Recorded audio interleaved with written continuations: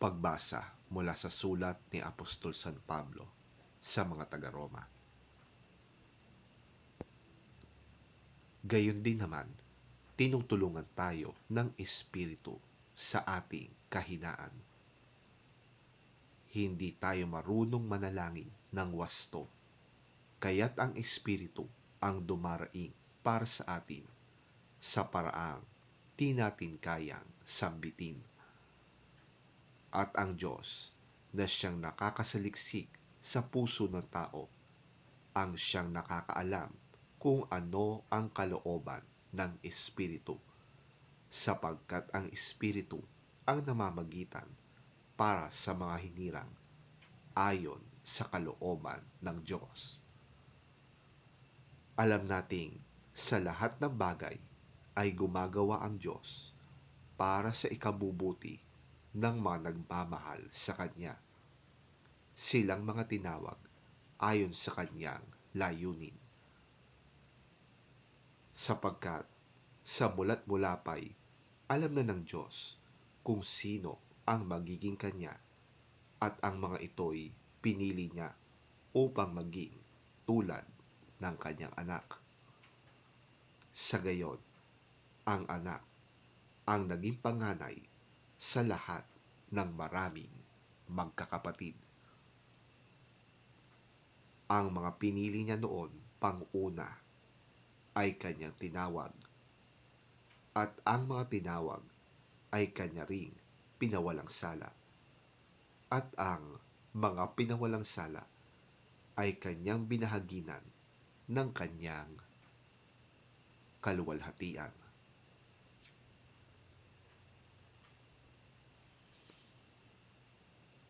Ang salita ng Diyos. Salamat sa Diyos.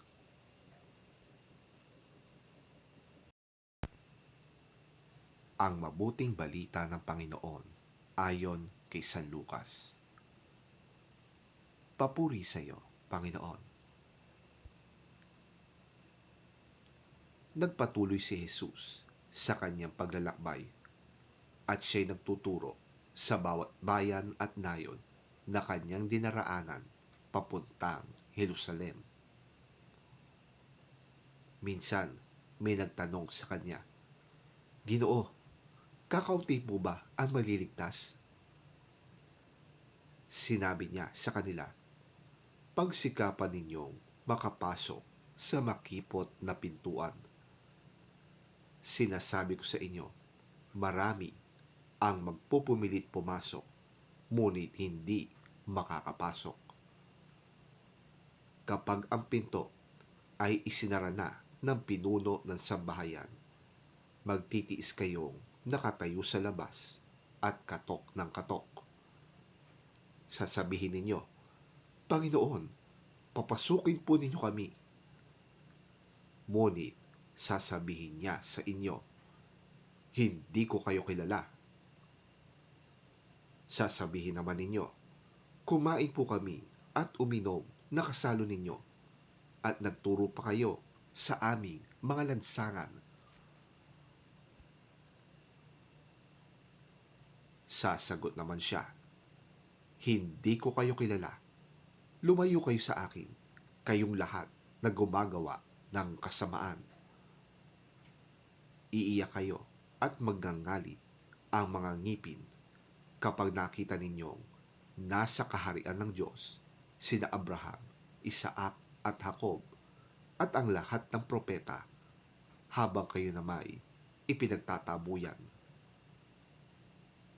Darating ang mga tao buhat sa silangan at sa kanluran, sa hilaga at sa timog, at kakain sa handaan sa kaharian ng Diyos.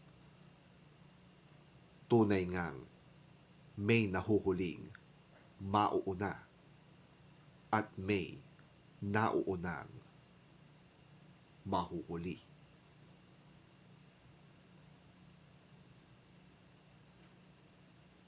Ang mabuting balita ng ating Panginoon. Pinupuri ka namin, Panginoong Hesukristo.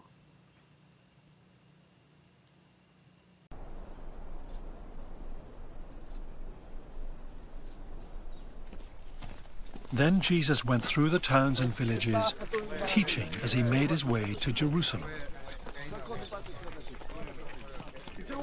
Someone asked him, "Lord, are only a few people going to be saved?" He said to them, "Make every effort to enter through the narrow door, because many, I tell you, will try to enter and will not be able to. Once the owner of the house gets up and closes the door, he will stand outside knocking and pleading, 'Sir, open the door for us.' But he will answer, 'I don't know you or where you come from.' Then you will say, 'We ate and drank with you, and you taught in our streets.' But he will reply, 'I don't know you or where you come from. Away from me, all you evildoers.' There will be weeping there and gnashing of teeth. When you see Abraham, Isaac and Jacob and all the prophets in the kingdom of God, but you yourselves thrown out. People will come from east and west and north and south, and will take their places at the feast in the kingdom of God. Indeed, there are those who are last who will be first, and first who will be last."